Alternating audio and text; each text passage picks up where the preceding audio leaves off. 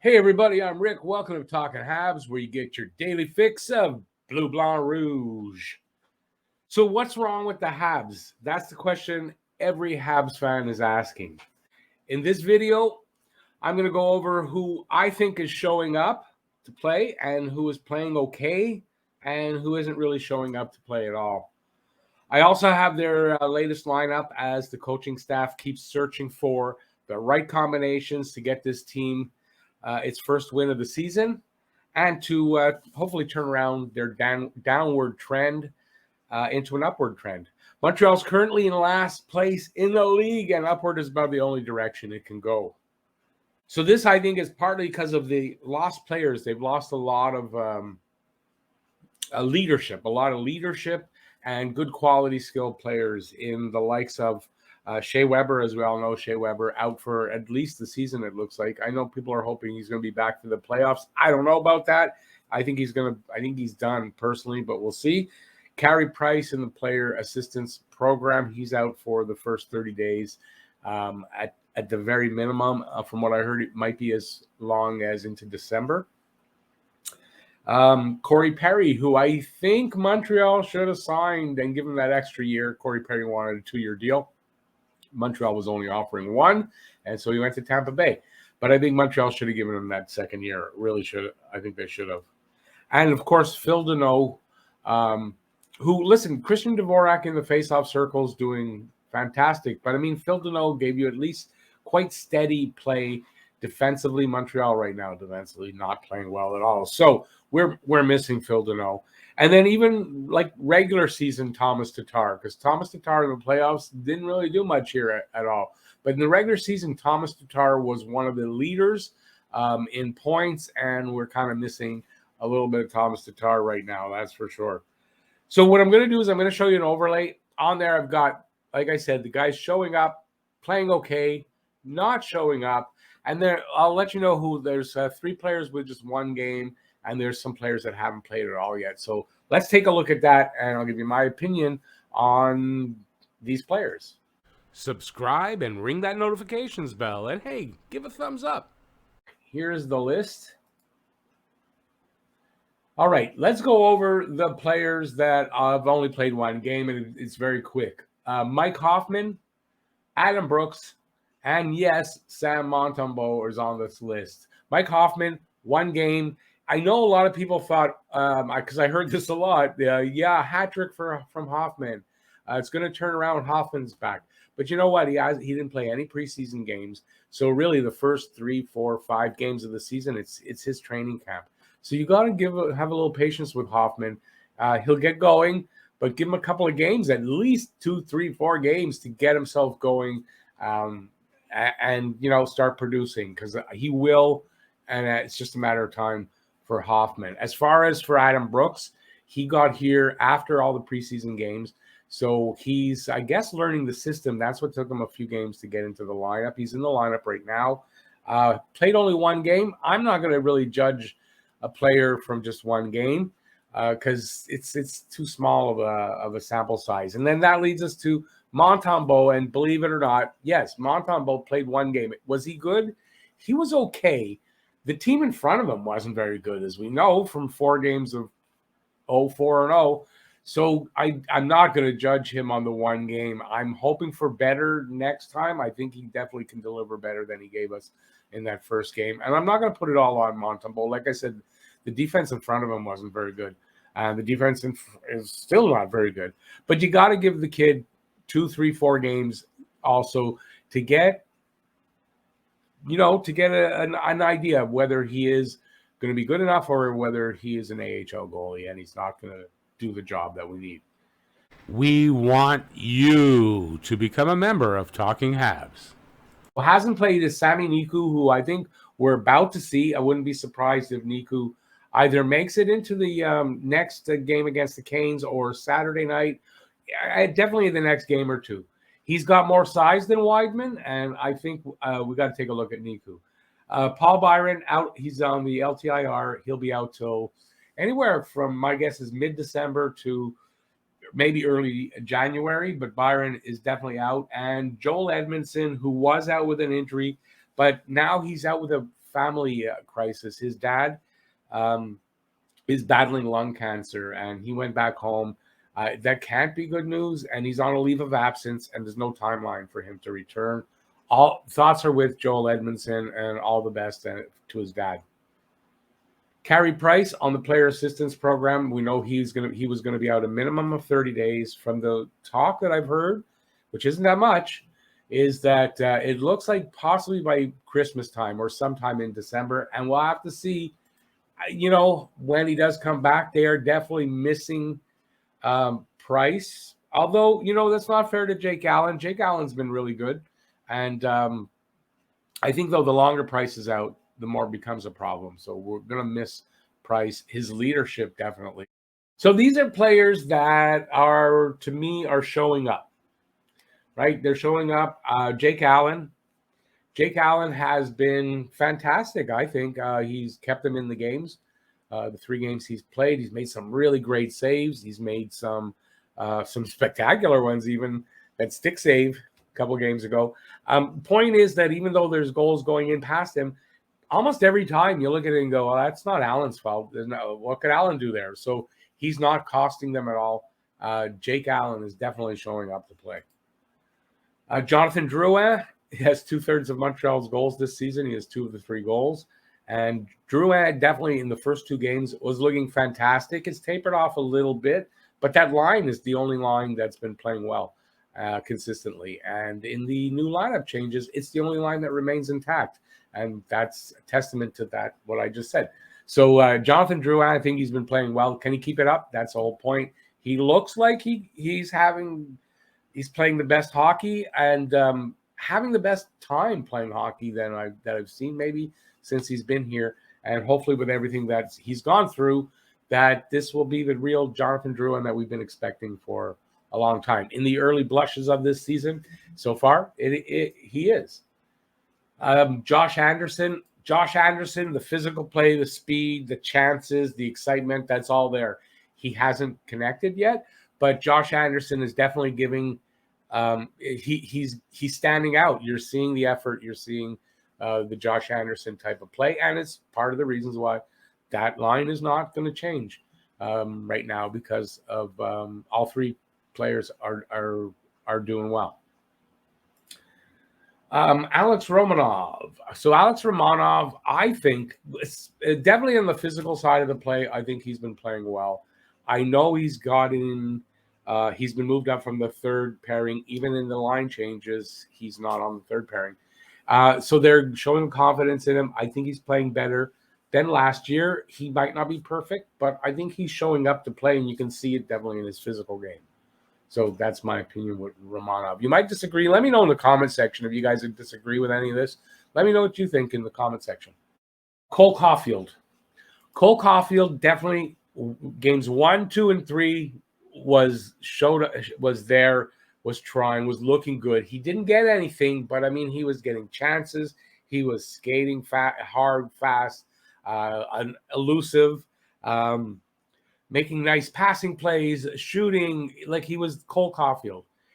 The last game, not so much. It seems like this is starting to get to him, and his confidence might be taking a shot. So going forward, he's a rookie. It's his first full season, and I hope it does in Cole Caufield. But up to now, Cole Caufield's been showing up. Now, who's been playing okay? I say okay because they're playing okay. It's not. I don't think they necessarily stand out, but they're playing okay and steady. My opinion. First up, Gallagher. And this might be controversial a little bit. For me, I find Gallagher doing Gallagher things. He's getting beat up.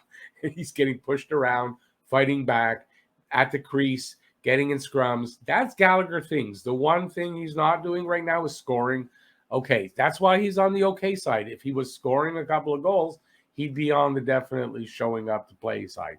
But I think Gallagher has been fine. If he stops doing those Gallagher things that he does, then I'd start to worry. I'm sure the goals will start to come. I'm not that worried about it. He's a veteran. He knows how to get going. Jake Evans, who it looks like he's going to sit out, who sat out last game, is going to sit out again. It's some undisclosed injury. I don't know exactly, But I thought Jake Evans in the first 3 games was good.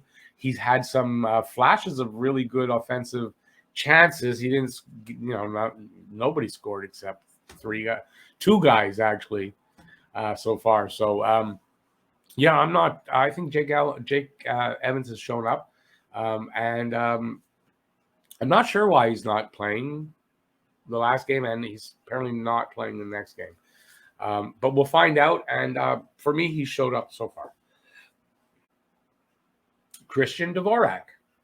So Christian Dvorak is on the playing okay side, because to me, Dvorak, besides the fact that in the dot, Dvorak has been gold. He's been gold. His numbers are good. At least every time I see him, he wins way more than he loses in the dot. So he has been good there. I don't think he's been spectacular anywhere else on the ice, but he's been good. He's been okay, and he's been part of a really good line. And obviously, if that line's been really good, he's the center. He's at least playing okay. He doesn't have any points yet, I don't think, and but he's still playing okay. And then once the Habs do finally turn this around, fingers crossed, I'm sure that he'll also start trending up. Artturi Lehkonen. I don't really notice him out there, but I don't know that that's a bad thing. I don't notice him for anything bad. And Lehkonen's game is not necessarily that he's doing star things. He's a defensive kind of forward. They're not great defensively, but I haven't really seen anything that I want to blame on him. So if I'm wrong on that, and maybe it's just me, I didn't notice, let me know in the comment section. I appreciate that. But for me, Lehkonen's playing okay. And then Brett Kulak. Brett Kulak, only one of 2 defensemen that I have on the good side. I thought Kulak's been steady and okay, playing physical, playing a Brett Kulak game. And you'll see in the new lineup, he's getting rewarded for it. So I don't think I'm wrong. I think that the coaching staff is recognizing it as well. So Brett Kulak, to me, playing okay. Now, on the not showing up side, I will admit on Nick Suzuki, he's not. You can put him in the playing okay side. You can put him there playing okay, but is that enough for Nick Suzuki? I don't know. I think Nick Suzuki needs to play better than just okay, because he's an integral part of this offense. He's basically the number 1 center, and yes, he's young, but so you could put him in the okay side. I don't think you're going to put him in the showing up side yet.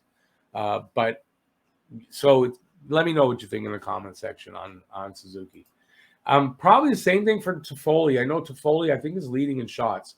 No points, but Toffoli, I don't know. It's just he's not overwhelming me. He's not impressing me with any play yet. I haven't really, some of the shots have been kind of weak anyway. I don't know. I'm not impressed. Is that good enough to put him in the not showing up side? For me, it is, I guess. Jeff Petrie. His passes have been bad. He's been shooting into crowds instead of finding there's an open guy, but he's been taking the slap shot into crowds. I mean, pretty much all the defensemen are doing that, but Petrie should be better than that. His passes have been bad. He's been making a few bad defensive plays. Jeff Petrie needs to turn that around. He tends to go through these slumps definitely every year. Hopefully that's all it is.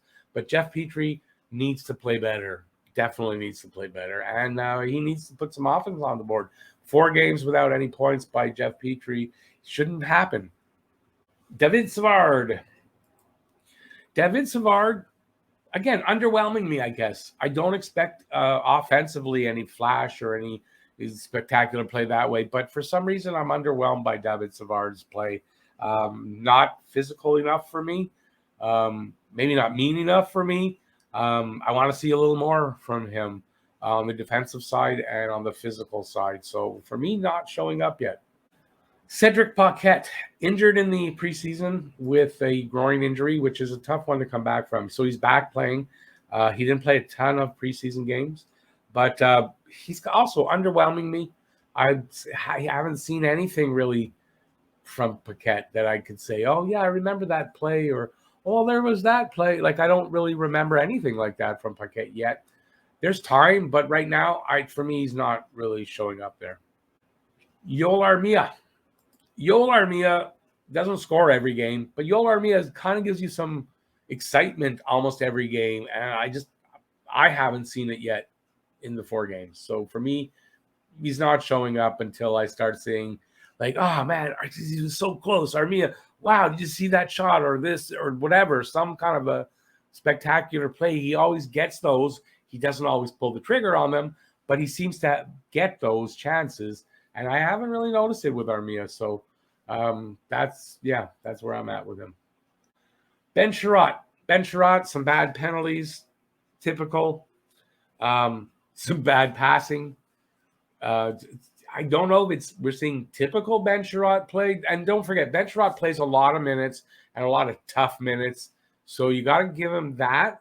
But I guess this is more typical Ben Sherratt play, so we can maybe put him on the okay side. But I have him over here. I mean, I think he could take a few less penalties. But maybe it's the role he's playing with all the ice time he's got. And they're just not very good, and he gets frustrated. I mean, there's something to that, I guess.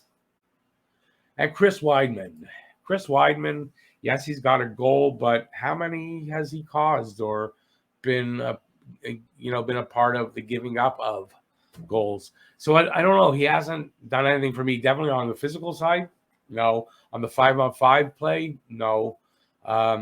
He's okay on the power play. But is that enough? I don't know. So Chris Weidman, he's a little small, so he can't really handle the physical play. Sami Niku's a little bit bigger by 3 inches. The weight is about the same as far as so I don't know if he'll be better, but I mean, I'd give him a try over Weidman right now. So we'll have to see. But for me, Weidman not really showing up, and I don't know that he's really capable to show up to what I think Montreal needs him to do. It brings us down to coaching staff. I have that over here because I think if this problem with them not scoring, the poor defensive play, if this carries over for the next 10 games, say, because we're at the 4-game mark, then you got to start really questioning, is it the coaching staff? Because I don't know. I'm not really going to put them here that they haven't showed up. I imagine they're working as hard as they can. You think they could have figured it out by now, but I don't know that I'm going to blame them totally on it. But I don't know. So I have them there. I don't know what else to say. Power play. Power play is got 0%. So the power play is definitely this hasn't shown up. Hasn't looked really good the odd time, but not really. So they get a goal. They haven't showed up 0%. So PK. The PK, I think, is firing at about 65% as of after the game 4. 17 power plays against. They've given up 7 goals. That's not really good. So PK's not there. That's another reason why the coaching staff is there, because the power play, PK, all the coaches, the results aren't there. Are we sure it's the coaches or the players yet? Or what combination of both? Because it's got to be both. So yeah, the special teams almost non-existent. Now I've got the GM there. I don't know that you can blame. I'm not really blaming Bergevin there. I put him there. I wasn't really meaning to put him under not showing up. I think he's done his job to deliver the players. I don't think it's time to make trades right now. So I'm not, you could say some of the things you might criticize him for weren't really at right now, right? It was leading up to. So so I'm going to he's there, but I don't know that I'm going to criticize him right now. There's a new lineup. Montreal Canadiens head coach Dominique Ducharme shuffled his lineup at practice on Wednesday after a 4-game losing streak to start the season. So the Christian Dvorak, Jonathan Drouin, and Josh Anderson line, the only one to survive the shuffle. Suzuki now flanked by Hoffman and Gallagher, and Perreault is in the middle of Toffoli and Caufield, and the rest are mixed up. On the defense, Romanov is playing with Savard, Sherratt is with Weidman, and Kulak is with Petrie. So I have to say, at some point, that was my defense with Edmondson out. So they've gone to it. So here's what the lineup looks like. As far as I can tell, this is what the lineup should be.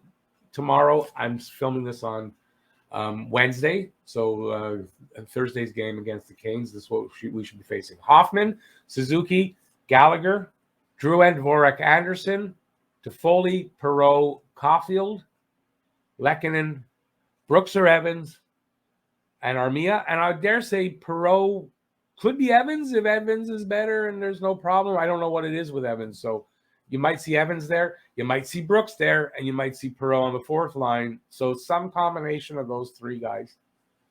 So Toffoli, Perreault, Caufield. So Caufield demoted down to the third line. Maybe better for him, a little bit less responsibility and pressure and all that. Maybe that's a little better for him. Paquette as the extra right now. Kulak and Petrie. Romanov and Savard and Sherratt and Weidman. Maybe it'll be Weidman. Maybe it'll be Niku. I'm not sure. I don't know if it's because Niku isn't 100% ready from coming back from the concussion or that they're still going to give Weidman a little bit more time. So I don't know. Wouldn't surprise me if it's Niku over there. And there you go. That's it. That's it. Did I get to what's wrong with the Montreal Canadiens? Honestly, I don't know. Is it the coaching? Is it the players? Have the players not gelled yet? Because there's a lot of new guys here. A lot of guys left. Did they lose too much and not replace them with enough? Which could be. I don't really know. But right now, that's who I think is playing well. That's what I think of the coaching staff at this point right now. What's wrong with the Habs? It's a question. We're going to find out tomorrow if they've answered it. Subscribe and ring that notifications bell. And hey, give a thumbs up. Thanks for watching, everybody. Hey, check out that video over there.